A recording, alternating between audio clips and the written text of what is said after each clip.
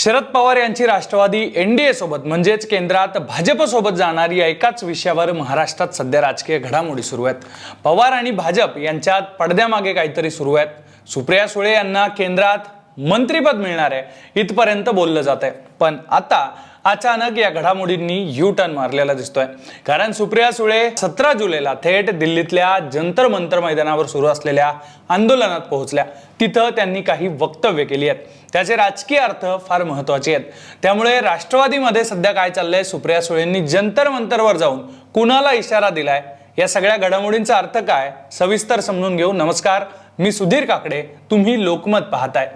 शरद पवार हे एनडीए मध्ये जाणार की फक्त एका विधेयकाला पाठिंबा देणार, याबद्दल राजकीय वर्तुळात वेगवेगळे तर्कवितर्क लावले जात आहेत। या चर्चा नक्की का सुरू झाल्या आहेत, तर यासाठी काही घडामोडी समजून घेणं महत्त्वाचं आहे, घटनाक्रम महत्त्वाचा आहे। पहिलं म्हणजे डिलिमिटेशन बिल आणि केंद्र सरकारची गरज।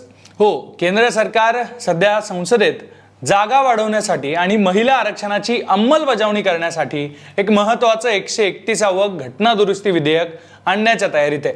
हे विधेयक संसदेत मंजूर करण्यासाठी भाजपला 2/3 बहुमताची जुळवाजुळव करावी लागणार आहे आणि त्यासाठीचे प्रयत्न सुरू असल्याचं म्हटलं जात आहे। दुसरं म्हणजे सुप्रिया सुळेंचे नरमाईचे संकेत।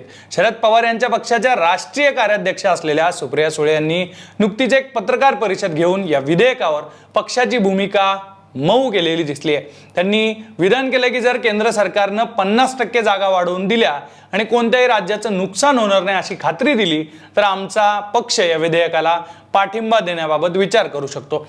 त्यामुळे विरोधकांच्या सोबत असताना सुप्रिया सुळेंनी केलेलं हे विधान त्यांच्या एनडीए सोबतच्या पडद्यामागच्या सुरू असलेल्या चर्चांबद्दलचा एक मोठा संकेत मानला गेला। तिसरं म्हणजे जयंत पाटील यांच्या गुप्त भेटी। शरद पवारांचे अत्यंत विश्वासू आणि त्यांच्या पक्षाचे प्रदेशाध्यक्ष राहिलेले जयंत पाटील यांनी उपमुख्यमंत्री फडणवीस यांच्या वर्षा निवासस्थानी मध्यरात्री एक गुप्त बैठक घेतली। या बैठकीला अजित पवार गटाचे प्रफुल्ल पटेल आणि सुनील तटकरे सुद्धा उपस्थित होते अशी माहिती समोर आली।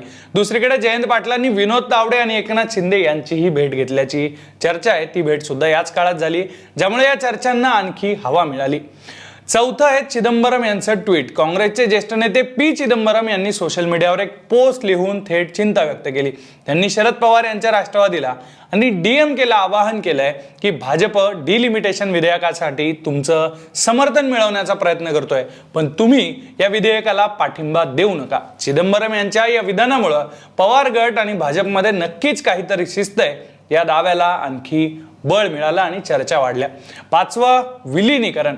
जानेवारी 2026 मध्ये अजित पवार यांच्या अपघाती निधनानंतर सुनेत्रा पवार आणि पार्थ पवार यांच्याकडे राष्ट्रवादीची सूत्र गेलीत, पण पक्षात अंतर्गत मतभेद सुरू झाल्यामुळे दोन्ही राष्ट्रवादी पक्ष एकत्र येण्याच्या आणि त्यानंतर एकत्रितपणे एनडीएला पाठिंबा देण्याच्या शक्यतेवर चर्चा सुरू झाल्या।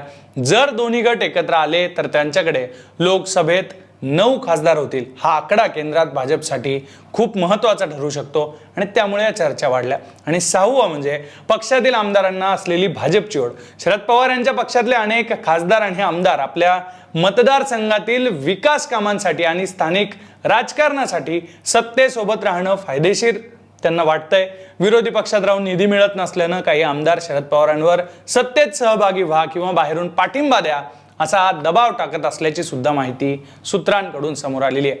हे सगळं सुरू होतं, पण अचानक एक यू टर्न आला। सुप्रिया सुळे आज अचानक दिल्लीतल्या जंतर मंतर मैदानावर गेल्या। केंद्र सरकार विरोधात सुरू असलेल्या सोनम वांगचुक आणि कॉकरोच जनता पार्टीच्या आंदोलनाला त्यांनी समर्थन दिलं। त्या काय म्हणाल्या ते ऐका। सोमवार को आप निश्चित करें कि कितना बजे हम सबको आना है। हम पूरी ताकत से 20 तारीख को पूरी ताकत से आपके साथ खड़े रहेंगे। लेकिन एक बहन के नाते मैं हाथ जोड़ के सिर्फ एक विनती आपको कर रही हूँ कि भारत को आपकी जरूरत है, देश को आपकी जरूरत है। आप कुछ का कुछ दो निराले प्लीज हमारे लिए खा दीजिए, क्योंकि ऐसा नहीं चलेगा। आप हमारे लिए बहुत बड़ी लड़ाई है और ये जो सरकार है, भारत में हो या यहाँ है, मराठी में हमारा कहावत है, तुम्हाला मराठी शब्द माहिती है कि अतिशय असंवेदनशील है सरकार। सरकार की तरफ से एक तो कोई आ सकता था बात करने, एक कोई आ सकता था पूछते था सोनम भाई क्या हुआ बताइए, हम आगे बात करेंगे। लेकिन ये सरकार किसी से बात नहीं करना चाहती। ऐसे सरकार का हम खंडन करते हैं।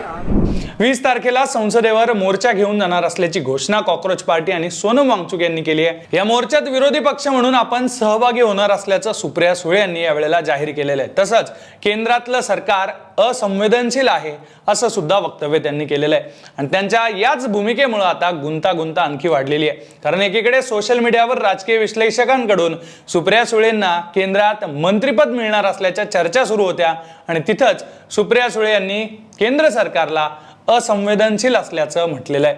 त्यामुळे आता त्यांच्या या भूमिकेचे वेगवेगळे अर्थ काढले जात आहेत।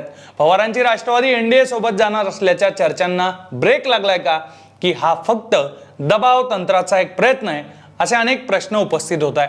तसंच शरद पवार एनडीए सोबत जाणार की फक्त डिलिमिटेशन विधेयकाला पाठिंबा देऊन एक वेगळी खेळी खेळणार हेच आता पाहणं महत्त्वाचं असणार आहे। येत्या 20 जुलैला संसदेचं पावसाळी अधिवेशन सुरू होत आहे। त्याआधी केंद्रीय मंत्रिमंडळ विस्तार किंवा फेरबदल होण्याची शक्यता आहे आणि दुसरीकडे अधिवेशनाच्या पहिल्याच दिवशी 20 तारखेला संसदेवर कॉक्रोच जनता पार्टीचा सोनम वांगचुक यांचा हा मोर्चा जाणार आहे। त्यामुळे राष्ट्रवादी एनडीए सोबत जाणार की नाही हे 20 तारखेपर्यंत जवळपास स्पष्ट होऊ शकतं।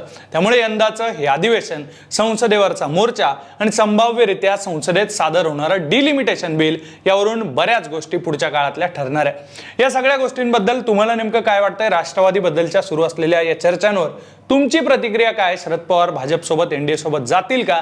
याबद्दल तुम्हाला काय वाटतंय ते कमेंटमध्ये नक्की लिहा आणि अशाच राजकीय घडामोडी त्यामागचे अर्थ समजून घेण्यासाठी तुम्ही लोकमत पाहत राहा।